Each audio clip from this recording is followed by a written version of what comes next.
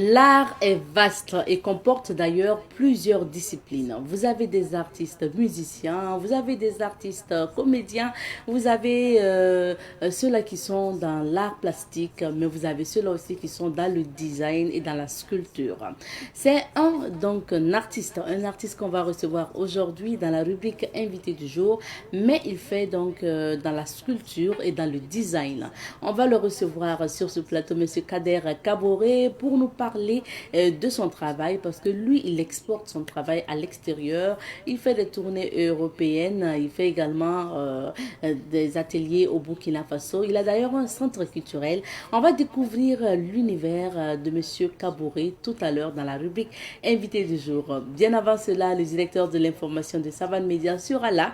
Elhadj Smaïla Rabo nous retrouvera pour la revue de presse. C'est sûr qu'on va analyser donc les échanges que le président du Faso a eu avec notamment les forces vives de la nation. C'était hier. On en parlera dans la revue de presse.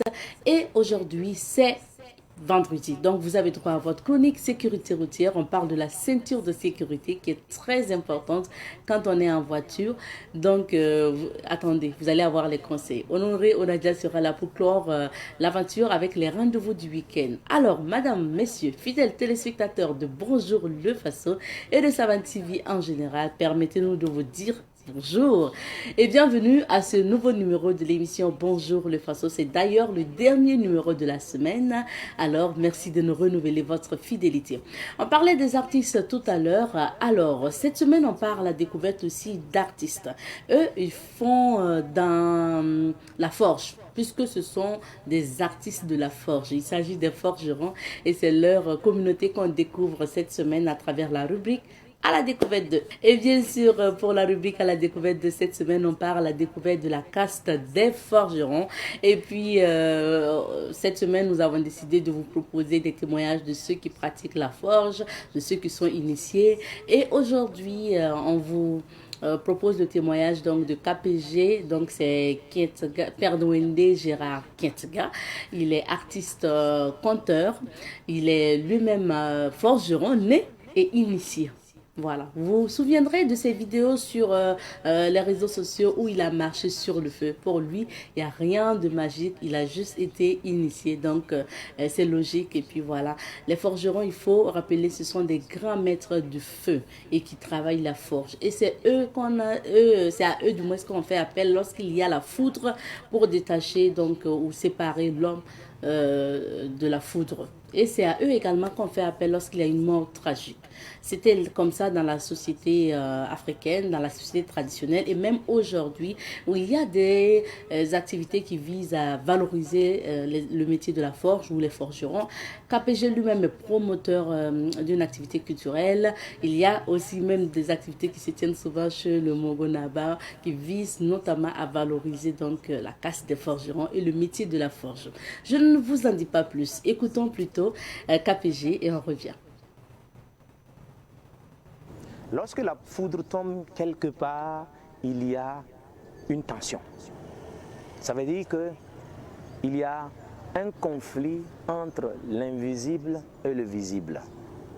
Ou alors il y a un conflit entre deux esprits invisibles. C'est-à-dire que la foudre ne peut pas tomber comme ça, selon les mythologies que nous on connaît, selon les légendes qu'on nous a racontées. Chaque fois que la foudre tombe quelque part, c'est qu'il y a des harmonies. Et c'est pour ça que le forgeron doit aller pour harmoniser, pour permettre de réinstaller l'équilibre. Parce que si par exemple, parce que le monde vit, tout est mouvement. Le monde vit et lorsque les choses vivent, ça se heurte. Et comme ça bouge, il peut y avoir, ce n'est pas seulement ce que nous voyons qui fait que nous vivons. Il y a ce que nous ne voyons pas qui fait qu'on vit, qui participe à notre équilibre physique sur Terre. Et c'est ces choses-là, ce monde caché-là, que nous on ne voit pas, cette énergie, ces flux qui traversent le monde, ce sont ces flux-là aussi, il peut y avoir, c'est pourquoi souvent on peut dire à quelqu'un de prendre du sésame, déposer sur le truc pour établir l'ordre. Ce n'est pas forcément ici, c'est qu'il y a l'ordre qui, ça se répercute au niveau du réceptacle universel des énergies. Donc, il y a ça aussi qui fait que le monde, c'est au-delà de ce que nous pensons. Au-delà même, puisque la spiritualité, c'est au-dessus de tout. Voilà. C'est pas forcément, quand la foudre tombe, il n'y a pas que c'est quelqu'un qui a envoyé, non. C'est un déséquilibre de l'univers qu'il faut rétablir, parce que si on ne le fait pas, ça peut encore avoir des effets secondaires dans les autres. Voilà. Il faut savoir que les gens, la société ancienne, se marier, ce n'était pas donné à n'importe qui. Parce qu'on ne pouvait pas se marier comme ça.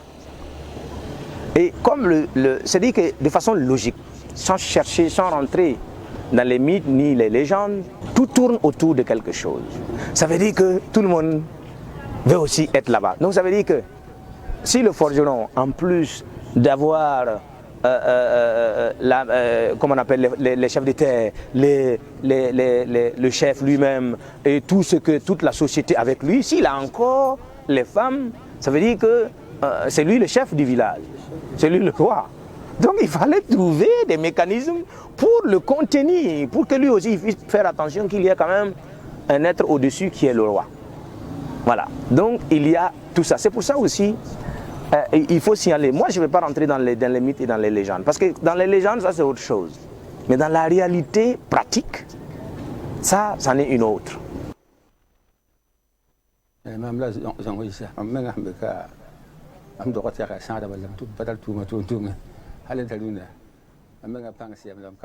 Je suis Issa Zongo. Je suis né forgeron et je pratique le métier de la forge depuis longtemps.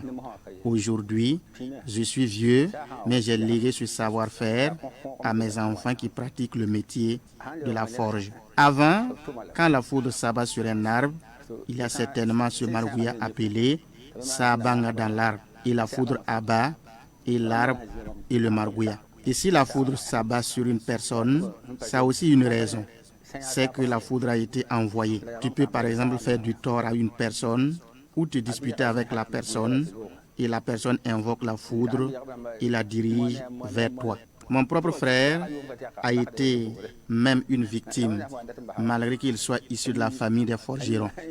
La foudre l'a abattu, alors qu'en principe, la foudre ne s'abat pas sur un forgeron. Mais il faut aussi dire que de nos jours, la foudre s'abat au hasard. C'est parce qu'il y a beaucoup de vices de nos jours et beaucoup de problèmes dans nos sociétés que la foudre est fréquente. En fait, les gens ne respectent plus les interdits. Quand on te dit qu'une chose est interdite, tu ne dois pas la faire. Sinon, tu meurs. Mais de nos jours, les gens ne respectent plus rien et la foudre peut s'abattre sur une personne pour des raisons diverses. Maintenant, si la foudre s'abat par exemple sur un arbre et met l'arbre en feu, on appelle le forgeron. Quand le forgeron arrive, il se sert d'une calebasse et d'un balai. Il fait des incantations pour éteindre le feu. Le forgeron se sert de son eau qui lui est propre. Notons que lorsque le forgeron éteint le feu, le bois de cet arbre ne doit pas être utilisé pour la cuisine. Raison pour laquelle le bois de cet arbre foudroyé est souvent brûlé sur place pour éviter qu'une femme s'en serve. Si une femme cuisine avec le bois d'un arbre foudroyé, elle risque d'accoucher un enfant malade. Il faut encore faire recours au forgeron pour soigner cette maladie. En général, quand la foudre s'abat dans les villages, c'est une foudre envoyée, mais quand c'est en ville, c'est à cause des vices dont j'évoquais tout à l'heure. On voit souvent la foudre s'abattre sur les téléphones portables. C'est parce qu'il y a quelque chose dans le téléphone qui attire la foudre. Souvent, quand tu déconnes seulement, on envoie la foudre en pleine saison sèche t'abattre. Dans ce cas aussi, le forgeron vient faire ce qu'il a à faire avant qu'on enterre le foudroyé. Mais il faut noter que tu peux envoyer la foudre sur quelqu'un et cette personne se sert de ses pouvoirs pour te la renvoyer. Dans ce cas d'espèce, il faut rapidement rediriger la foudre vers un arbre sinon la foudre que tu as envoyée peut revenir t'abattre. Le forgeron se contente d'arrêter la foudre ou de demander pardon sans pour autant indexer le coupable. Lorsque la foudre s'abat sur une personne, même si c'est une personne de ta famille, tu dois faire appel au forgeron. Ne jamais vouloir récupérer votre corps, sinon la foudre peut s'abattre sur toi également. Donc, le forgeron joue le rôle du médiateur.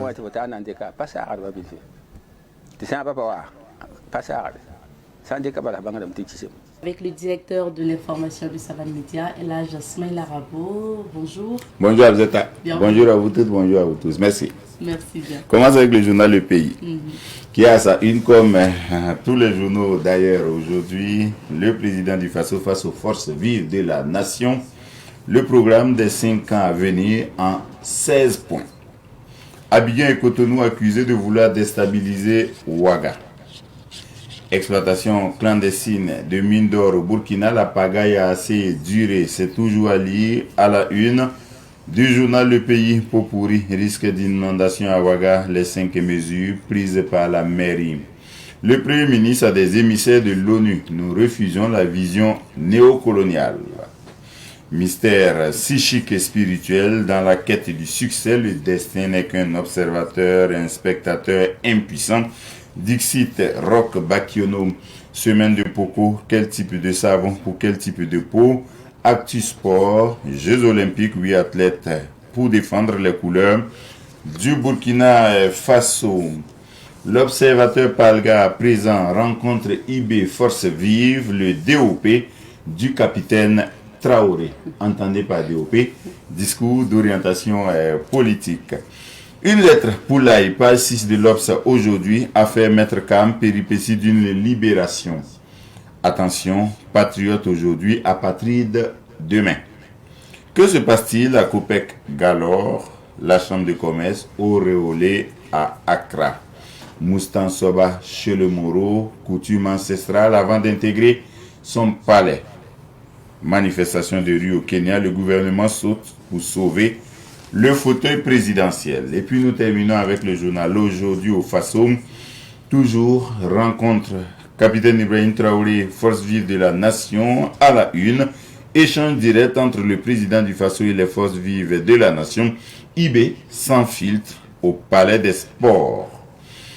Et puis on peut lire aussi face à face IB force vive à Ouaga, nos passarans, c'est dans l'édito et puis DGTTM Mohamed Baïkoro pour relever le défi de la gestion des titres de transport. Ministère de la Santé, une délégation de la commission épiscopale de la pastorale chez Robert Kargougou. Dans News du jour, Maître Cam placé sous surveillance sécuritaire 24 heures sur 24. Plusieurs évasions à la prison de Koutoukale et puis un émissaire de Vladimir Poutine chez Diomaye Faye. Centre de gestion de crise, le ministre Émile Zerbo s'imprègne du dispositif. C'est ce qu'on peut lire à la une des journaux ce matin. Merci bien, Elhadj. Les journaux qui reviennent à majorité forcément sur le plan de 5 ans à venir du capitaine Ibrahim Traoré, oui, président du Faso, dévoilé devant les forces vives de la nation. C'est vrai, c'est dans une salle du Palais des Sports de Ouaga 2000, Archicom, que le président Ibrahim Traoré s'est exprimé hier. Hier, on était jeudi, soit 5 jours seulement après son intervention de Niamey, oui, qui continue à faire susciter des commentaires.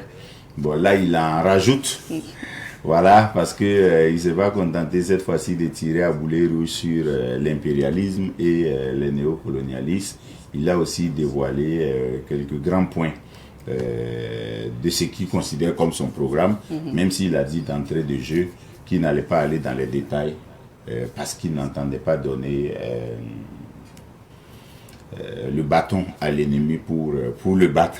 Voilà, parce qu'il dit qu'ils sont aux aguets. Et les ennemis, à tout moment, s'ils ont les détails de son programme, ils peuvent l'empêcher de le dérouler. Le capitaine Ibrahim Traoré a parlé en quelques points. Il a dit 3 points. Finalement, il a mis l'accent sur, je crois, la pédagogie pour que les uns et les autres comprennent la logique qui fait que après la traite négrière, après la colonisation, il y a le néocolonialisme aujourd'hui.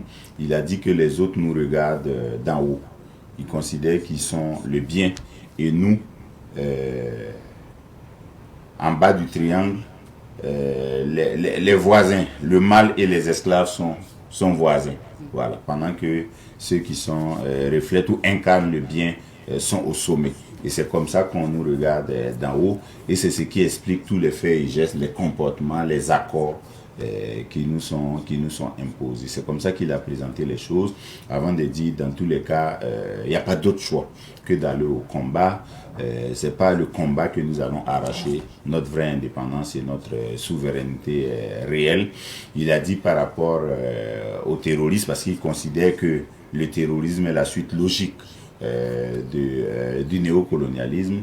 Il a dit que le terrorisme, c'est notre ennemi et nous allons le combattre. Il n'y a pas de négociation possible. Et désormais, celui qui dit de négocier avec les terroristes, là, il va aller au front pour les combattre. Voilà. Ça, c'est d'entrée de jeu ce qu'il a dit. Et on n'a pas le passé entendu le président Ibrahim Traoré sur l'impérialisme, sur sa détermination à combattre l'impérialisme et le néocolonialisme. Mais là, il a encore ajouté d'autres détails. Maintenant, il a présenté les grandes lignes de ce qu'on peut considérer comme son plan quinquennal. L'Obs a parlé de DOP, discours d'orientation politique. C'est à peu près la même chose, même si en fait le DOP du capitaine Thomas Sankara en 1983 est arrivé août, octobre, quelques mois seulement après son arrivée au pouvoir. Voyez-vous, 2 octobre, 4 août, bon, c'est à peine quelques mois. Après son arrivée au pouvoir, que le capitaine Thomas Sankara avait prononcé le DOP. Là, le capitaine Ibrahim Traoré a fait une transition de pratiquement 2 ans et puis il commence un quinquennat de 5 ans et il dévoile les grandes lignes de son programme. On imagine que c'est la guerre qui explique cela. Il a dit par rapport à la lutte contre le terrorisme, à la sécurité, à la défense, qu'il entendait faire en sorte que l'armée burkinabé soit inégalée dans la sous-région. Ça veut dire que concrètement, en hommes, en équipement, nous n'aurons pas d'égal.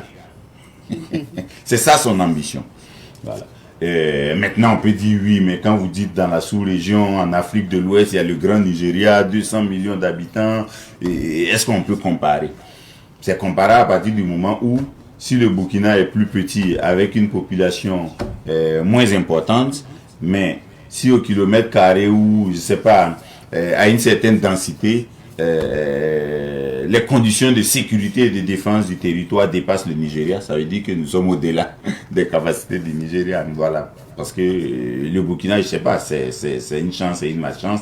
Nous avons un territoire relativement limité et donc ça nous aide à renforcer rapidement la sécurité et la défense du territoire. Donc il dit que les recrutements ont été faits par le passé, même s'il ne les a pas donnés, on a à peu près une idée, c'est 60 000 VDP depuis qu'il est là. La gendarmerie, la police, l'armée ont doublé leurs effectifs, pratiquement. On a armé le Burkina comme jamais ça ne s'est fait auparavant.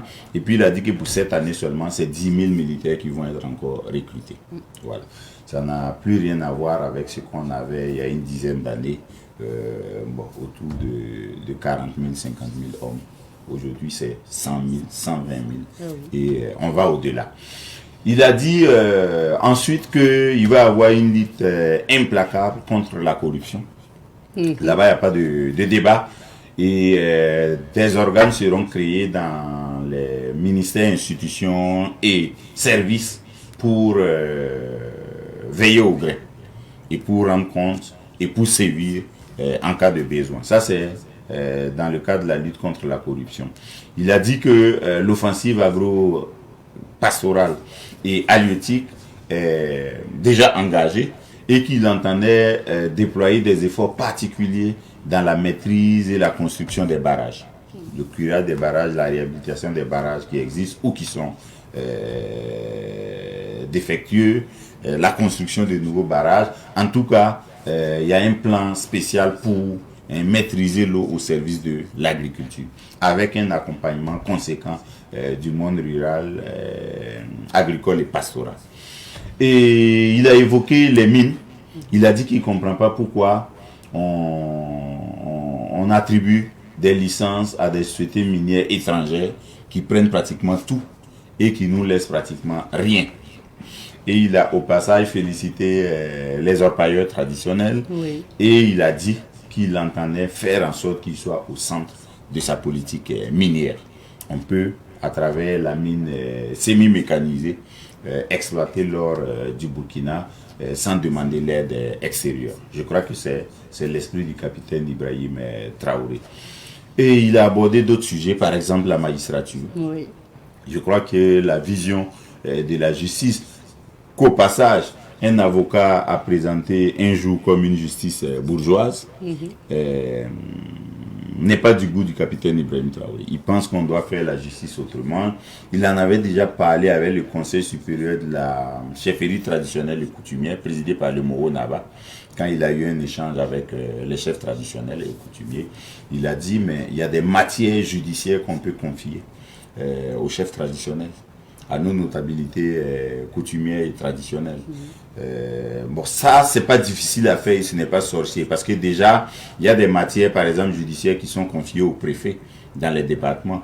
Les conflits agriculteurs-éleveurs, là, quand des bœufs s'aventurent dans un champ, par exemple, s'il y a des dégâts qui ne dépassent pas des préjudices de 100 000 francs CFA, c'est le préfet qui juge, c'est le préfet qui gère le dossier, ça n'a pas besoin d'aller au tribunal. Voyez-vous. Donc, on peut multiplier les exemples comme ça et puis confier ça aux chefs traditionnels. On peut dire en matière de conflits conjugaux, voilà, on peut dire en matière de conflits familiaux, hein, on laisse ça dans la cour du chef et puis gère jusqu'à ce que il n'y ait pas de solution pour que les tribunaux s'en saisissent. Parce que souvent, quand le tribunal se saisit d'une affaire, le traite, les gens ne peuvent plus pratiquement vivre ensemble. Ils se regardent en chien de faïence. Alors que la justice traditionnelle est faite pour que les gens continuent à vivre ensemble. On divise souvent la poire en deux. Ou bien, on dit à celui qui n'a pas eu raison, demande pardon, et puis fait en sorte que ça ne se répète pas. Et puis celui qui a été victime accepte le pardon, et puis il dit qu'ils vont continuer à vivre ensemble comme avant. Donc, le capitaine Ibrahim Traoré avait déjà émis ça par le passé. Je crois que c'est cette justice-là. Bien entendu, ce n'est pas cette justice-là qui va gérer l'ensemble des contentieux judiciaires, mais il pense qu'on peut désengorger les palais, voilà, en confiant à nos notabilités coutumières et religieuses là, et traditionnelles là, un certain nombre de dossiers judiciaires, comme on peut en rajouter aussi chez les préfets, hein, pour qu'ils gèrent un certain nombre de dossiers à la base. Dans tous les cas, il a dit qu'il y a des magistrats corrompus qui se cachent derrière les syndicats de la magistrature pour faire un peu à leur tête, mais il n'entendait pas laisser poursuivre cette façon de faire. Bon, il est allé jusqu'à dire qu'il y a des décisions de justice qui sont anti-peuple et que son pouvoir se donnait le droit de les violer et d'expliquer au peuple plus tard. Ça, on va bien voir, parce que ça va engager un bras de fer. Dans tous les cas, le CSM, le Conseil supérieur de la magistrature, renouvelé, prête serment ce matin. Et donc, c'est probablement parti pour... en tout cas, une réforme profonde de la justice burkinabé. Et il me semble qu'il voudrait que d'ici là qu'on puisse lancer une opération spéciale où on va vraiment assister au jugement des dossiers, parce que le temps aussi des procédures, je pense que ça lui pose problème. Ça pose problème même aux magistrats eux-mêmes. Eux-mêmes, ils disent que, bon, ils ne sont pas contents de la situation. Maintenant, ils disent, qu'est-ce qui fait que c'est comme ça? C'est des problèmes de locaux, les problèmes matériels, les problèmes financiers. Parce que pour certains dossiers, il faut faire des enquêtes, il faut des moyens, il faut de la logistique. Voilà. C'est aussi une affaire de nombre. Et puis, le terrorisme est venu en rajouter. Oui. Il y a des palais qui sont de Guibo, de plusieurs localités qui sont à Ouaga. Donc, qui ont des dossiers, mais qui ne peuvent pratiquement pas les juger. Et donc, ça vient en rajouter. Maintenant, le capitaine Ibrahim Traoré tient à ce que, voilà, on se donne des délais pour vider un certain nombre de dossiers et pour désengorger la justice. Si on arrive à cela, je pense qu'on aura fait un bon travail au service du citoyen. Maintenant, on se demande pourquoi le président a accusé notamment les autorités ivoiriennes et béninoises. Est-ce qu'il aurait pu ne pas le faire publiquement à partir du moment où ça dure pratiquement 2 ans maintenant? Voilà. Peut-être qu'il a essayé, sans porter ça sur la place publique, de résoudre le problème. Mais si ça persiste, si ça persiste, comment on fait? Encore que pour le Bénin, il dit que l'armée française qui y est déployée sur 2 sites forme des terroristes, aménage des zones et des couloirs pour que ces terroristes-là attaquent le Burkina pour repartir. L'armée française organise des soins pour les terroristes qui sont blessés là-bas en territoire béninois. Bon, donc je crois que ça atteint des limites qu'on ne peut plus garder au palais présidentiel de Koulba, même si on veut faire de la diplomatie comme on l'a souvent présenté. Et au passage, il a dit dans son programme là, que le Burkina est parti pour la démocratie. Non, la diplomatie de vérité sera plus dans la diplomatie du mensonge qui arrondit les bords et qui dit au peuple ce qui n'a pas été discuté lors des audiences à l'intérieur. Donc pour le Bénin, il a dit, il n'y a pas de problème entre le peuple burkinabé et le peuple béninois, il n'y a pas de problème entre les autorités burkinabé et le peuple béninois. Il y a un problème entre les autorités burkinabées et puis les autorités béninoises. Parce que ce sont elles qui organisent ou qui facilitent ou qui bénissent ce que l'armée française fait au Bénin. Voilà. Organiser des terroristes pour attaquer le Burkina. Et puis il a dit, mais le Burkina est bien placé pour en parler. Puisque le Burkina, par le passé, a accueilli des terroristes, à soigner des terroristes, à loger et vêtu et puis tout fait pour les terroristes. Mais quelques années après, qu'est-ce qui nous est arrivé? C'est pourquoi il faut faire attention. Il faut faire attention. Maintenant, pour la Côte d'Ivoire, il a dit, là-bas, c'est un centre des opérations pour déstabiliser le Burkina. C'est-à-dire qu'il y a une cellule laboratoire qui pense les plans de déstabilisation, qui identifie les acteurs qui peuvent mettre ces plans-là en œuvre et puis qui engagent le complot. Voilà. Ça, c'est ce qui se passe en Côte d'Ivoire. Et il a dit, pour le Bénin comme pour la Côte d'Ivoire, où il n'y a pas de problème avec les deux peuples, mais plutôt avec les autorités, il y a des preuves physiques qui vont être sorties bientôt pour que les uns et les autres sachent de quoi on parle. En fait, je ne sais pas si... avec le président Thomas Sankara, c'était comme ça, hein, et puis ça a marché. Mais ce qui change aujourd'hui, c'est que le monde va changer parce que les puissances qui étaient capables de tenir tête aux puissances occidentales avant là, ont décidé de se mettre en branle. Avant, ces puissances-là, regardez, c'était l'Union soviétique, aujourd'hui la Russie, mais aujourd'hui la Russie, la Chine ont décidé de s'affirmer sur la scène internationale et donc d'aider leurs partenaires de confiance. Et donc, il ne faut pas que les Ivoiriens, les Béninois croient qu'ils peuvent faire des choses sur leur territoire qui vont nous échapper. Vous voyez la technologie que les instructeurs russes, turcs, chinois partagent avec les officiers supérieurs du Burkina, c'est pour que ça soit comme avant. Même dans vos maisons, ce que vous complotez là, c'est regarder sur des écrans. Donc ne vous trompez pas d'époque. Sinon vous allez vous mettre à dos vos peuples. Parce que quand les preuves là vont sortir, qu'est-ce que vous allez dire à vos peuples? Et aujourd'hui, c'est difficile de cacher les choses avec ces réseaux sociaux. Ça. Comment vous allez faire? Qu'est-ce que vous allez dire à vos peuples? Aujourd'hui, ce qui se manigance, ce qui se fait comme débat, ce qui se prépare en France pour revenir coloniser l'Afrique, là, c'est sûr à la minute près. C'est sûr à la minute près. Donc, il y a des pays qui sont favorables à ça, oui. Mais les pays de l'AIS, par exemple, là, attendent les Français, comploter et venez. On va voir comment ça va se passer. Puisqu'on sait où ils vont. Nous attendrons de voir, justement. On passe au deuxième sujet. On s'intéresse maintenant à l'affaire Maître Guy Hervé-Cam. Finalement, libre, mais... Oui, mais dans des conditions draconiennes. Hein. Je crois que sa liberté est hyper limitée. Ses mouvements sont contrôlés. Il est sous contrôle judiciaire.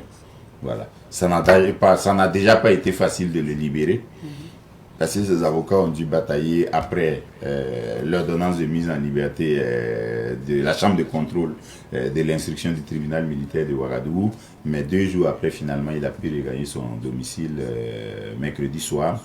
Le mouvement politique Sens, dont il est le coordinateur, l'a confirmé et a salué cette libération. Mais au passage, a demandé qu'on libère ce que le Sens considère comme les personnes qui ont été arbitrairement arrêtées. Pour mettre Guy Hervé Kam, il doit pas quitter Ouagadougou. Déjà. Ouais, il doit se présenter au juge d'instruction, il doit demander des autorisations pour certains déplacements, tout ça, il ne doit pas quitter Ouagadougou. Passeport, permis de conduire chez le juge d'instruction pour qu'on soit sûr qu'il ne s'éloigne pas et puis le contrôler. Et puis à tout moment, on peut lui faire appel pour continuer l'instruction, les enquêtes dans le cadre de ce qui lui est reproché, association de malfaiteurs, complot contre la sécurité de l'État, avec d'autres personnes qui n'ont pas bénéficié de liberté comme lui. Mais toujours est-il que Maître Guy Hervé Kam est maintenant à domicile. Il n'est plus à la maison d'arrêt et de correction des armées. Il fait toujours l'objet de poursuites judiciaires, avec des mouvements limités, et on verra bien si ça pourrait aider à accélérer la procédure et les enquêtes pour qu'on aboutisse à un procès équitable. Merci bien. Merci beaucoup. On va maintenant découvrir les couleurs du temps, c'est dans la météo. Nous recevons pour vous aujourd'hui M. Kader Kaboré. Il est artiste, sculpteur et designer. Bonjour M. Kaboré. Bonjour. Bienvenue. Merci. Alors, quand on parle de sculpture et de design, artiste, sculpteur et designer, c'est quoi la sculpture d'abord et ensuite le design? En fait, la sculpture, c'est... disons que c'est un assemblage de pièces qui peut être en bronze, en bois, tout ce qu'on peut récupérer. Et aussi, c'est une création que chaque sculpteur a son identité et a une composition des messages qu'il veut donner. Donc, la sculpture, en fait, c'est un assemblage de matériaux avec un message qui accompagne. D'accord. Restons sur la sculpture, on parlera du design tout à l'heure.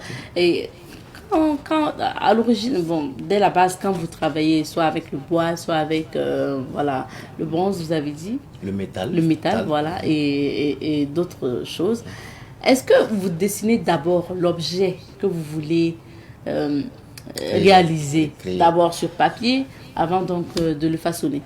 En fait, ça dépend vraiment des créations. Il y a des créations, en fait, sur le plan design, là, en fait, on fait des croquis, d'abord sur le plan et tout, mais ça veut dire que tout peut basculer au niveau de la création. Et en fait, au niveau de la sculpture, il n'y a pas, si c'est pas sur des commandes, il n'y a pas assez de plans, parce que c'est vraiment, en fait, aller puiser au fond de toi, avoir un message qui est au fond de toi. C'est travailler avec du vide. Le vide, c'est ce qui, en fait, tu ne dessines pas, il y a d'autres qui dessinent. Mais là, c'est la reproduction. Mais quand c'est une création, vraiment, tu vas puiser au fond de toi. Personnellement, moi, souvent en créant, en fait, sur la sculpture. Au début, je ne sais pas où je vais, je ne sais pas qu'est-ce que je vais faire, mais ça dépend vraiment de l'inspiration, de ce qui m'anime, qui sort... qui sort seul. Moi, ce que je me demande, quand souvent vous dessinez soit une femme qui tient un balai ou une femme qui tient une calebasse ou d'autres reproductions, quand vous fabriquez, parce que c'est pas dessiné, quand vous fabriquez en fait ces objets d'art-là, est-ce que à la base, il y a une histoire derrière? Parce que vous dites que vous travaillez comme ça dans le vide. Est-ce que peut-être vous êtes souvent inspiré de une histoire que vous voulez raconter et puis vous Bien sûr, parce qu'en fait, il y a un message derrière. Travailler sur le vide, c'est pas totalement sur du vide. Ah, voilà. Et parce que tu peux dire, tu sais pas où tu vas, tu sais pas qu'est-ce que tu vas créer. Ça, je dis, c'est personnel, c'est moi. Peut-être que c'est pas chez tout le monde. D'autres font des prototypes, font des dessins et tout avant de le faire. Moi, je me contacte souvent beaucoup sur mes créations sur le vide et sur l'inspiration. Le vide, c'est-à-dire que tu essayes de... Souvent, en fait, la création, on dit qu'on est des messagers du vide.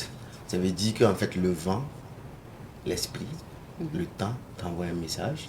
Et c'est en fonction de ce message que tu puisses pour créer, pour donner un message au monde. avec du matériel. D'accord. Donc, et en fait, en sculptant, chaque sculpture a un message. Chaque sculpture a une identité, chaque sculpture veut dire quelque chose. Ouais, c'est un message qu'on veut donner. C'est comme, en fait, on est comme des musiciens, mais des sourds-muets qui ne parlent pas Oui. et que les gens arrivent à lire à l'intérieur de ce qu'on sculpte. D'accord. Ouais. Ça, c'est ce qu'on sculpte. Maintenant, pour le design, hein, c'est quoi en fait la particularité du design? Le design, c'est une conception. Le design, c'est un mode de vie. Le design, c'est la déco. Le design, c'est tout ce qui est beau, tout ce qu'on peut réfléchir. Parce que quand on dit designer, moi j'ai eu la chance de faire en fait l'école de design industriel. Ok. L'école de design industriel, faire un passage à l'école Boulle, qui est l'école d'architecture, qui vont ensemble. Donc ça veut dire en fait le design, c'est tu réfléchis en dessinant. Ça veut dire que tu as une conception d'une table, d'un buffet, d'un bureau ou d'un ameublement, en fait d'un appartement. Tu vas d'abord voir en fait la pièce, voir comment en fait la pièce a été construite et proposer en fait un modèle adéquat qui peut aller avec déjà le plan de l'architecture et ce qui peut aller aussi avec la déco à l'intérieur. Donc ça veut dire que le design, c'est en fait un univers de vie. On s'adapte vraiment en fait à l'univers que nous sommes et qu'est-ce que en fait et aussi souvent on travaille beaucoup sur les goûts et les couleurs des clients. Ça veut dire que chacun vraiment a des différentes propositions et c'est en base de ça quand on fait des propositions sur des plans, on dessine, on prend le temps de réfléchir, de voir ce qui peut aller et vraiment beaucoup utilitaire et beau. D'accord. Utiliser est beau. Parce que et le design se fait exclusivement avec de la matière première, ou bien on fait du design aussi souvent virtuel, à travers la technologie. Oui, en fait, il y a tout ce qui est 3D. Il y a tout ce qui est 3D. Qui n'a pas beaucoup. Bon, peut-être que c'est développé. Oui, c'est développé, mais c'est des outils. Okay. Il y a aussi en fait tout ce qui est dessin pratique avec. Tu dessines à main levée. Tu prends juste le temps de bien dessiner. Ça, c'est juste des petites conceptions. Okay. Mais quand c'est des grandes conceptions, en fait, tu vas d'abord faire un truc en fait en 3D. La maquette et tout, et faire une proposition et faire l'ensemble de la pièce et voir en fait, les différentes étapes et proposer en fait au client. Donc ça dépend vraiment de qui fait face. Ça veut dire que si vous venez pour juste une petite coiffeuse, pour vous lever chaque matin, vous rendre belle, oui. Là on fait juste à main levée avec on vous propose, vous prenez vos couleurs et tout, et aussi voir en quel matériau vous voulez, que ce soit en récupération, que ce soit en métal, que ce soit du classique ou avec les couleurs. Okay. Donc c'est vraiment en fait à la demande en fait, de tout un chacun. Alors, vous personnellement, qu'est-ce qui vous a conduit dans l'univers à faire de la sculpture et du design? En fait, sculpture, design, je vais dire que je porte en fait cette casquette multiforme parce que je suis en général artiste plasticien, designer, sculpteur, plasticien. Je travaille, je suis passionné d'abord en fait de l'art. J'adore l'art, j'aime l'art, je suis passionné. Donc c'est ça qui m'a poussé vraiment à prendre ce chemin qui n'est pas facile. Qui n'est pas facile. Mais apparemment qui paye parce que vous avez fait des tournées quand même en Europe, aux États-Unis, dans des pays africains. Mais je pense que c'est la passion. D'abord, c'est la passion, ça paye. Ça, je peux dire que ça nourrit son homme. Ça nourrit son homme, ça paye. Et voilà, chacun parle de son parcours. D'accord. Et voilà. Alors d'ici là, on va voir tout ça en image. Ne vous en faites pas. On va découvrir les œuvres de M. Kaboré. Pour revenir à ce métier, parce que quand tout de suite on veut, peut-être on a un métier où on est toujours sur les bancs. Si on veut aller à l'art, c'est souvent compliqué pour les parents d'accepter qu'on se consacre à l'art. Est-ce que ça a été votre cas? Oui, parce qu'en fait, il y a tout ce qui est, il y a aussi en fait le côté vestimentaire, et le côté visuel, l'apparence. Parce que en fait, je salue en fait la famille D'accord. sur ce passage. Oui, le papa m'a dit, je me rappelle en fait de ces mots, est-ce que tu ressembles à mon fils? Parce qu'en fait, tu vois, déjà, elle a les cheveux. Ouais. Et il y a le style vestimentaire et voilà, en fait, je t'ai mis à l'école et c'est ça que tu as choisi de faire, c'est ce boulot que tu as choisi de faire. Tu vois, en fait, avant, on prenait ceux qui ont des cheveux comme des fumeurs de je sais pas quoi. C'est des bandits, en fait, c'est tout ce que la société rejette. Tu vois. Donc, ça veut dire qu'en fait, en ayant cette apparence, ça veut dire que c'est un échec. Et en fait, je savais en fait ce que j'étais passionné, ce que je voulais faire et qu'est-ce que j'aimais. Il fallait prouver Il fallait prouver. que le chemin que vous avez choisi était le bon, tout simplement. Ouais, on peut le dire. Alors, qu'est-ce que vous avez peut-être l'habitude de sculpter, voilà, ou voilà. Est-ce que vous pouvez nous parler un peu de quelques œuvres que vous avez réalisées? En fait, actuellement, je viens de finir en fait la collection Kada, qui veut dire ça. Kada. Qui veut dire ça. Sur un livre de 52 pages qui parle de la mémoire.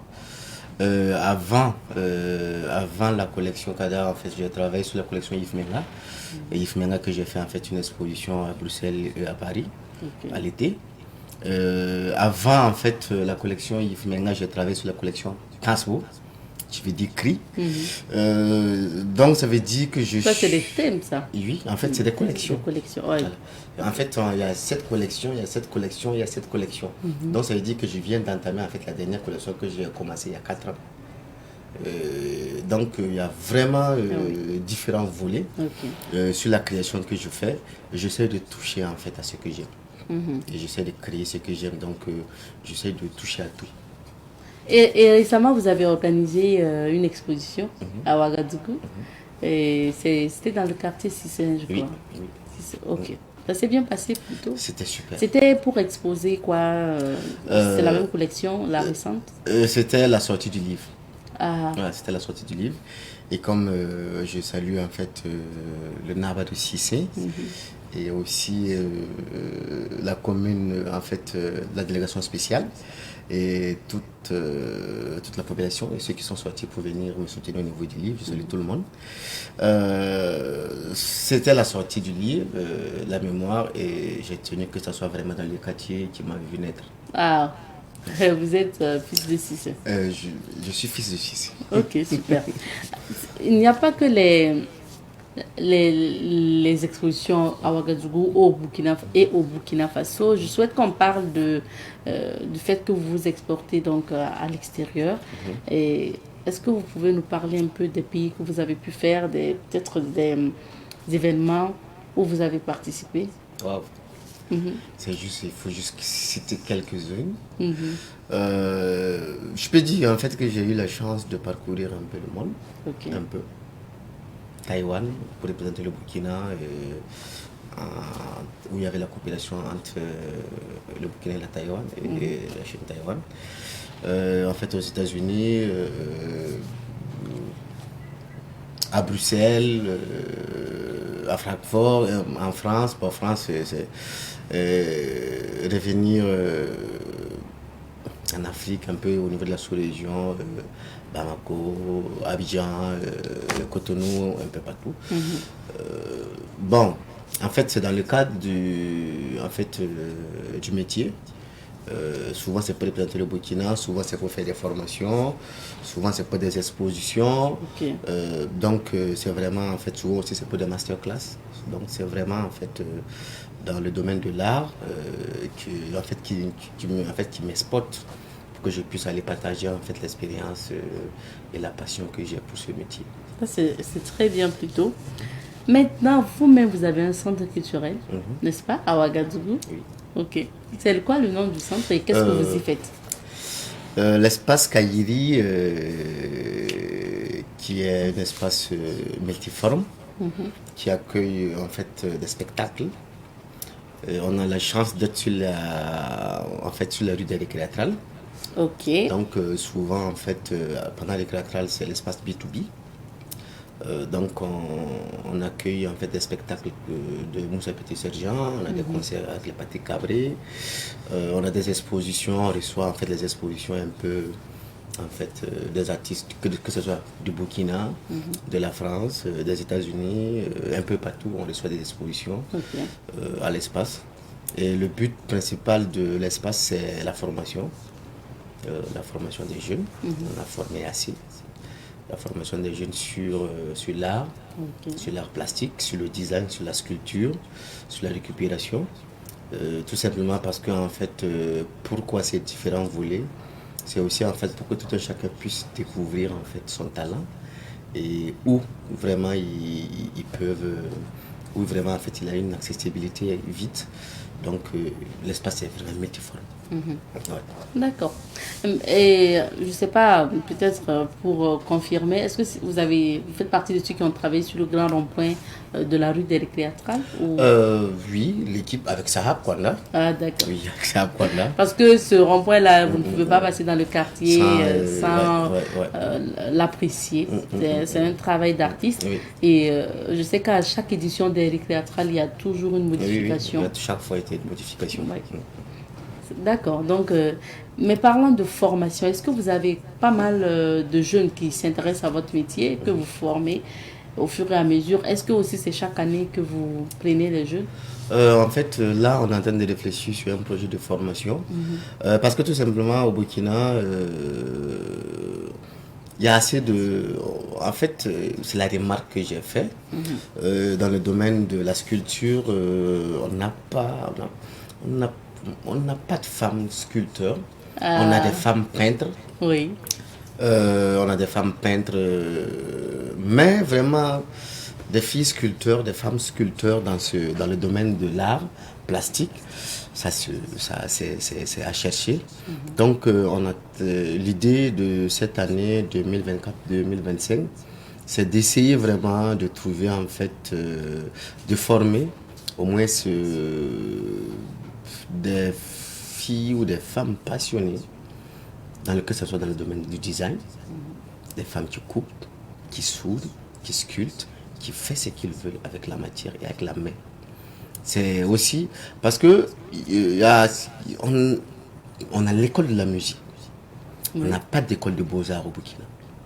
Et ça veut dire qu'en fait nos espaces sont des espaces qui forment en fait, qui remplacent cette école-là pour donner en fait la chance à ceux qui sont passionnés de pouvoir en fait trouver leur voie.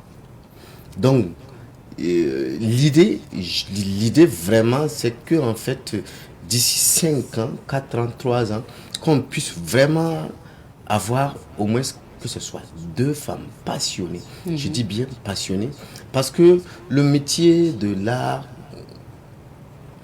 le fait d'être artiste au Burkina, ou le fait que je sois artiste, ou que je sois un modèle pour la jeunesse ou pour ceux qui me connaissent, pour dire qu'en fait, il a la chance de découvrir ou de parcourir le monde. Et si je veux m'exiler ou je veux voyager, je peux venir dans... Non, il faut d'abord que ça soit... Il faut d'abord être passionné. Ah oui.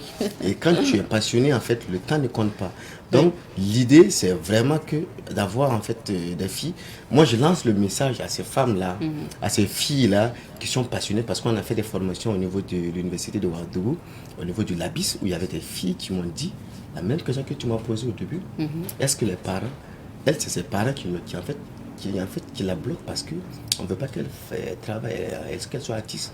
Parce qu'on dit que ça nourrit pas son nom. Alors que ça va. Alors que non, tu vois. Donc, il faut d'abord la passion. Il faut venir par passion. Ouais, il faut aimer. Il faut aimer en fait ce que tu aimes d'abord ton boulot. Parce qu'en fait, quand tu aimes, tu as l'énergie le matin de te lever, d'aller travailler. D'accord. Ouais. Alors, on va regarder ensemble une image et puis vous allez nous expliquer de quoi il s'agit. Ok. Voilà. Vous avez parlé de livre tantôt. Est-ce le livre? Oui, est-ce le livre? Il fait en fait, il fait 2,45 m de hauteur. Wow. Et voilà, c'est le livre. C'est le livre. Maintenant, c'est quoi en fait le contenu? Le contenu du On a livre... d'abord une première, c'est la première page. Non, c'est pas la première page. Ok. Non, c'est même pas la première page. Ok. Il est entre les pages, mais il n'est pas la première. D'accord. Ouais. En fait, voilà, tu vois, il se déballe. Ah, déballer, ça fait une longueur. Ouais, ouais. Il fait 13 mètres sur l'autre page et 13 mètres de l'autre page. Ouais. Il se déballe. Est-ce que ce sont des... C'est ça que vous avez exposé à Sissin? Oui, c'est ça. En fait, c'est ça, je dis que c'est un projet depuis de 4 années. De 4 années. La collection ouais, en fait, la collection Kada. Kada. Là, je travaille avec les nattes.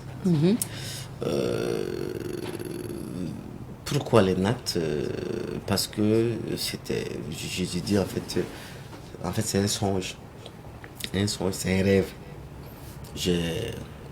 Parce que le fait d'être artiste aussi, tu as des idées à n'importe quand, à n'importe quel moment, et ça vient même quand tu dors. Donc je dormais, c'était une nuit où je dormais, et puis j'ai eu en fait, ceux qui en fait ils disent que j'ai eu une révélation.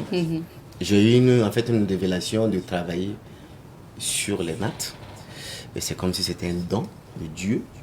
Le lendemain, j'ai commencé à acheter 2 ou 3 nattes. Et j'ai commencé à créer, j'ai commencé à travailler. Et à la première sortie, en fait, la collection a monté. Je peux dire que ce sont ces premiers, ce sont ces nattes qui m'ont aussi fait découvrir. Parce qu'en fait, au niveau aussi de l'art, en fait, il y a des cotations. Donc avec ça, avec la collection Okada, j'ai réussi à monter de cotes. D'accord. Maintenant, M. Kaboré, pour revenir à ces images-là, vous avez travaillé avec des nattes. Est-ce que, en termes, vous avez pris des nattes où il n'y avait pas de dessin, ou comment vous avez travaillé sur des nattes? Parce que souvent, il y a des dessins sur les nattes. Oui, en fait, j'achète des nattes qui ont des dessins. Ça, c'est une natte? Oui, ça, c'est une natte. Ok. Ouais. C'est vous qui avez, je sais pas, c'était une natte où il n'y avait rien? Tout ça, ça a été travaillé. Tout a été travaillé. C'est le travail. Mais ça c'est quoi? En fait, là, c'est un coureur. Si vous regardez bien, en fait, vous allez voir que il y a le pied, la hanche. Il y a ce corps-là qui n'est pas aussi large. Et il y a la main qui longe. Et il y a aussi cette petite œil tout blanc. Je ne sais pas si vous voyez un peu. Oui. Bon, maintenant que vous expliquez, j'essaie de... Et il y a une espèce de verdure de couleur vert qui anime en fait le fond de la natte. C'est en fait tout simplement parce que je travaille beaucoup sur l'espoir de la jeunesse. Ah oui. Ça veut dire qu'en fait, tu dois, quelles qu'en soient en fait, les difficultés, te lever le matin. Oui. Et travailler. Pour changer ton univers. On va voir les images, il nous reste peu de temps, on va voir les autres images rapidement. Et ça, c'est... Ça, c'est la plume. La plume, ouais. Oui. Ok, super. C'est vous dans votre atelier? Oui, c'est ça. Ouais. Attendez, c'est un miroir derrière? En fait, du fond blanc, là? Oui. Non, c'est pas un miroir, en fait, c'est une œuvre. C'est un mur qui est là? Non, ce qui est en fond blanc avec les vannes qui sont... Ah, c'est un tissu blanc avec... Ouais, mais en fait, c'est une œuvre. Une œuvre. Ouais, c'est une œuvre. Ok. Super. Là, c'est l'exposition à Château. Ok. Là, c'est pour rendre hommage à nos masques africains. Parce qu'on dit l'art contemporain. Et quand on parle de l'art contemporain, n'oublions pas où on est quitté, n'oublions pas nos valeurs. Parce qu'en fait, quand on s'exporte ailleurs, il faut toujours garder en fait l'identité africaine qui est là. Bien sûr. Merci beaucoup. On a épuisé notre temps, M. Kaboré. Quel serait votre mot de fin? Je lance toujours en fait cet appel à dire en fait au Burkinabé que quel qu'en soit le domaine de la culture, je demande à toutes les Burkinabés de consommer, de soutenir la culture. Ouais, acheter les œuvres des artistes. Aller regarder les expositions. Les expositions, les projections. les spectacles, C'est ça. les concerts. Parce qu'en fait, on a des artistes talentueux. On a des artistes talentueux, mais en fait, il faut que nos publics nous portent pour que le monde puisse nous porter. C'est ça. Donc j'aimerais aussi lancer un cri et un souhait. Le cri, c'est que la paix revienne au Burkina Faso. Amen. Le souhait, c'est que la cohésion sociale et que cet esprit social puisse régner pour que nous puissions construire ce beau pays que nous avons que un et que un. Merci beaucoup, Je vous en Monsieur prie. Kader Kaboré. Je rappelle que vous êtes artiste, sculpteur et designer. On va s'arrêter ici pour l'entretien d'aujourd'hui. Merci. On marque une petite pause et on revient. Nous recevons pour vous aujourd'hui M. Hippolyte Tapsoba. Il est formateur à Victoire Auto-École. C'est notre partenaire de tous les vendredis pour sécurité routière. Bonjour M. Tapsoba. Bonjour Madame Nkiema, Bienvenue. vous allez bien? Alors aujourd'hui on s'intéresse donc au transport des enfants. Donc le transport dangereux des enfants. Souvent, malheureusement, on transporte les enfants et on les met en danger. C'est vrai, c'est exact. Alors, on a beaucoup remarqué qu'effectivement, les enfants sont transportés à des formes différentes qui sont très dangereuses pour la circulation routière. Bon, alors, pour éviter cela, logiquement, on ne doit pas transporter plus d'un enfant sur une moto.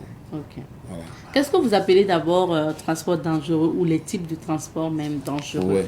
pour l'enfant? Le transport dangereux, par exemple, c'est lorsque on transporte plus d'un enfant. Hein, quand vous transportez 2, 3, souvent même 4 enfants, en plus du conducteur, ça devient un transport en commun. Bon, ça c'est Comme sur ce les que nous motos. voyons à l'image. Exactement. Jusqu'à 3 Voilà. enfants, plus Ça, le c'est- conducteur 4. Ouais, ça c'est pas normal. D'accord. Ensuite, transporter l'enfant sans casque. Et aussi, mettre l'enfant sur le siège des voitures sans ceinture de sécurité. Alors, on ne doit jamais placer un enfant à l'avant ou à l'arrière d'un véhicule automobile sans ceinture de sécurité. Alors, aussi, placer l'enfant entre le conducteur et le volant. Voilà. Il y a certains qui aiment tellement leur enfant. C'est comme qu'ils- l'image qui vient de passer là. L'enfant carrément au volant. Exactement. Les gars, ils aiment tellement leur enfant qu'ils veulent montrer à tout le monde que bon, ils aiment leur enfant. Tout le monde, chacun aime son enfant, hein, mais il ne faut pas aimer un enfant de cette manière-là. Parce que vous savez que sur les véhicules, il y a ce qu'on appelle les airbags. Oui. S'il y a un choc, il y a airbag qui sort. Et quand il va sortir, alors il risque d'étouffer l'enfant. Puisque quand il va sortir, il va venir vers le conducteur. Et ça se trouve qu'il y a un obstacle entre lui et le conducteur. Donc c'est cet obstacle-là qui va récolter les pots cassés. D'accord. Et sans oublier que ça empêche le conducteur de manœuvrer facilement son véhicule. Quand vous Alors, avez un on enfant. va reprendre point par point. Vous avez parlé de la dangerosité concernant le transport à moto C'est ça. des enfants. Donc, qu'est-ce qu'on peut ajouter sur le fait de transporter les enfants ou plusieurs enfants en fait à moto? Oui, vous savez que quand on transporte plusieurs enfants sur une moto, alors la place est tellement petite que ça ne peut pas, eux tous ne peuvent pas être à l'aise. Et souvent quand ils sont derrière, il y en a qui sont inclinés, il y en a qui bougent beaucoup. Bon, tout ça, ça joue sur la conduite de la moto. Et ça, c'est un. Et de deux, vraiment, en cas d'accident, ils sont beaucoup plus exposés à cet accident-là parce que il y aura non seulement des pertes en vies humaines et ou bien des dégâts matériels importants. Et c'est pour ça qu'il ne faut pas... Vous voyez, par exemple, dans une famille, s'il y a un accident et que vous avez 3 enfants qui sont impliqués dans l'accident, c'est presque toute la famille qui est décimée. Voilà, c'est pour ça qu'il faut éviter cela. Ok. Voilà. Ensuite, il y a également le transport d'enfants sans casque. Et quand vous les transportez sans casque, ce n'est pas bien du tout. Et parce que vous ne pouvez pas, vous, adultes, prendre votre casque aussi donné à un enfant. C'est interdit.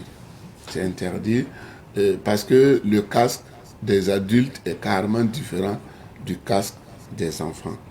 Et il est même dit que quand vous prenez par exemple le casque, le casque de moto est conçu pour les têtes des adultes et ne sont pas prévus pour absorber les chocs sur les têtes des enfants. Parce que leurs crânes ne sont pas totalement formés pour recevoir ces chocs-là. Donc c'est pour dire que le casque des enfants a été minutieusement bien fait de manière à pouvoir supporter le choc des enfants. Ensuite, si le conducteur n'a qu'un seul casque, alors il est obligé de prêter son casque à celui-là qui l'a transporté. S'il a décidé de le prendre, alors il doit lui donner son casque. Maintenant, lui, il restera sans casque. Ok. D'accord, ça c'est vraiment à moto. Oui. Et vous dites aussi qu'il est déconseillé de remorquer ou transporter un enfant de moins de 8 ans. Oui, de 10 ans. C'est-à-dire, oui, c'est vrai. Alors, donc, il est dit que les enfants de 10 ans peuvent être transportés à l'avant comme à l'arrière, mais à condition qu'ils soient sur des sièges aménagés en conséquence. Les sièges, c'est des porte-bébés ou bien en tout cas des sièges. Même à 10 ans là? Non, non, je veux dire moins de 10 ans. Okay. Ouais, mais jusqu'à 10 ans, c'est À 10 ans, l'enfant peut monter seul sur la moto. Oui, sur la moto. Sur la moto, il faut qu'il arrive à attraper celui qui est devant. S'il n'arrive pas à faire le tour du tronc, ans, 4 ans. Oui, s'il ne peut pas faire le tour du tronc de celui qui le transporte, ce n'est pas la peine de vouloir le porter à l'arrière. Et c'est interdit sur les motos. Alors, en voiture, à l'avant, c'est interdit. Ils peuvent s'asseoir à l'avant comme à l'arrière de 10 ou plus, mais à condition qu'il porte la ceinture de sécurité. Maintenant, si l'enfant est très petit, vous voyez, quand vous portez la ceinture de sécurité, ça risque de passer devant son cou. Et quand ça passe à son cou, alors en cas de choc, ça peut l'étrangler. Oui. Voilà, donc il faut des rehausseurs de siège. C'est-à-dire mettre un coussin ou quelque chose comme ça, de manière à le soulever un peu pour que la ceinture passe sur sa poitrine et non sur sa gorge. C'est très dangereux. D'accord. Ça, c'est pour ceux qui sont en voiture. Et vous avez souligné le fait aussi qu'il ne faut pas mettre l'enfant entre le volant et le conducteur. Oui, c'est exact. Oui, c'est exact. C'est comme je l'ai dit, quand l'enfant est entre le volant et le conducteur, c'est très dangereux. Quand vous freinez brusquement, alors vous savez que déjà même quand vous roulez seul, les accidents ne viennent pas forcément par l'arrière. Hein. Vous pouvez cogner quelque chose devant. Et quand vous cognez quelque chose devant, alors ça va faire avancer le volant. Et le volant, le premier choc, c'est l'enfant. Et ensuite, ça veut dire que vous le prenez en contre-coup, quoi. C'est voilà. plus grave. Voilà. Alors, M. Tassoba, notre temps est presque terminé. Qu'est-ce que vous pouvez dire en conclusion? Allez. Donc, en conclusion, je reprends pour dire que il faut éviter de prendre plusieurs enfants sur une moto. Il ne faut pas prendre plus d'un enfant. Alors, c'est vrai que nous sommes pauvres, on n'a pas les moyens pour se payer de voiture, mais en tout cas, dans la mesure du possible, il faut éviter de prendre plusieurs enfants. Et ça, c'est un. Et tous les enfants transportés doivent porter des ceintures de sécurité lorsqu'ils sont dans une voiture. Il faut éviter également de mettre l'enfant entre le volant et le conducteur. C'est très important et parce qu'il y a des désagréments qui se produisent et qui ne sont pas intéressants. Alors, ne jamais laisser un enfant dans un véhicule seul. Souvent, vous voyez, on prend l'enfant, on le met dans la voiture, on le laisse, il touche partout, hein, il manipule les manettes des véhicules. Hein, bon, et souvent même, on lui donne la clé. On l'apprend déjà à vouloir... Bon, si ça se trouve que le véhicule est en vitesse et qu'il n'y a pas de frein à main, s'il démarre, le véhicule va partir. Et on ne sait pas où ça va s'arrêter. Alors donc, pour éviter cela, le poste de conduite n'est pas prévu pour les enfants. C'est prévu pour les grandes personnes. ce sont les personnes qui ont le permis de conduire, qui doivent s'asseoir sur le poste de conduire. Voilà. Merci bien. Ensuite, il ne faut pas le laisser manipuler, comme je l'ai dit. Hein. Apprendre à passer les vitesses, mettre le clignotant et autres là pour s'amuser. D'accord. Merci beaucoup, M. Tapsoba. Je rappelle que vous êtes formateur à Victoire Auto-École pour cette chronique sécurité routière. On marque une petite pause, le temps de retrouver Honoré Onadja. Ce jingle annonce Honoré Onadja qui nous retrouve à présent. Bonjour Honoré. Bonjour à toi, bonjour à nos téléspectateurs et téléspectatrices. Et vu que nous sommes vendredi aujourd'hui, comme à l'habitude, voilà, on vous souhaite un bon Juma Moubarak, que le bon Dieu exauce nos différents vœux et nous guide sur le bon chemin. Merci Aniché. On parle cinéma cette semaine avec le programme du ciné Burkina et Ner Royal. D'accord, à la demande des cinéphiles, nouvelle sortie voilà, du réalisateur Abdourahmane Tapsoba.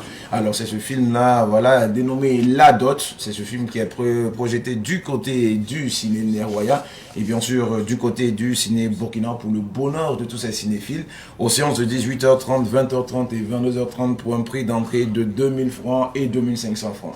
Alors pour ceux-là qui vont suivre le film tout au long de cette semaine et qui n'auront pas la chance voilà, de le suivre, qui aimeraient rébeloter, voilà, nous vous rappelons que du côté du ciné Ner Royal, la projection continue jusqu'au 21. Alors du côté du Burkina, hâtez-vous jusqu'au dimanche, voilà, pour pouvoir suivre ce film. Un film d'ailleurs que l'on recommande à tous ces cinéphiles, puisqu'on parle de Dot. Qu'est-ce qu'il en est? Nous vous demandons de venir découvrir aux séances de 18h30, 20h30 et 22h30. Dans les deux salles. Tout à fait. D'accord, super. On revient à la maison pour ceux qui seront à la maison et qui suivront Savane TV. Alors à la maison déjà le rendez-vous c'est à partir de 11h avec votre émission cadeau du jour. Cadeau du jour, un seul numéro à composer, c'est le 02 21 02 pour nous donner des éléments de réponse à la question qui sera posée. Alors nous allons vous attendre en tout cas, multiplier vos chances en tout cas de repartir à la maison avec le cadeau. Et vous le connaissez, vous le savez tous, demain à partir de 8h c'est votre émission d'information avec bien sûr le directeur de l'information qui va recevoir cette fois-ci pour demain l'association des ferrailleurs de Burkina Faso. Avec eux, il sera question de débattre sur un sujet, mais également de proposer des solutions. Alors, demain, à partir de 8h sur l'ensemble du média et à la radio et à la télé, votre émission 100 minutes pour comprendre. Alors, la rétrospective du sonnerie à la télé, ça c'est pour le samedi à partir de 16h et le dimanche à partir de 7h30. Et pour ce qui est de la radio, c'est le dimanche à partir de 6h. Alors, nous allons vous demander voilà, de vous mettre devant vos petits écrans et capter vos portes récepteurs, voilà, pour pouvoir suivre la rétrospective du sonnerie. Pour ce qui est de la pensée et du problème, nous vous donnons rendez-vous tout simplement le samedi et le dimanche du côté bien sûr de Savane TV à partir de 6h avec le maestro El Capitaine Rasmani Nikema. C'est lui qui va vous présenter ces différentes émissions pour vous dire tout simplement qu'on a décidé d'être la puissance de la communication, mais encore plus de nous rapprocher de vous à travers nos programmes. Merci beaucoup Honoré. Et merci à vous fidèles téléspectateurs de Bonjour le Façon. On s'arrête ici pour cette semaine, mais permettez-moi de saluer toute l'équipe derrière, pilotée cette semaine par Mariette Kokwaga au niveau donc de la réalisation, Joseph Kaboré au son, Laura toujours à la production, merci à Aurélie donc pour le maquillage et merci à tous ces monteurs là en salle de montage, bien sûr aux diffuseurs. Je pense que cette semaine c'était Freddy et Sani, donc merci à vous et merci bien sûr à la rédaction qui nous accompagne tout au long de la semaine. Allez, rendez-vous demain et non, lundi. Allez, cuisse.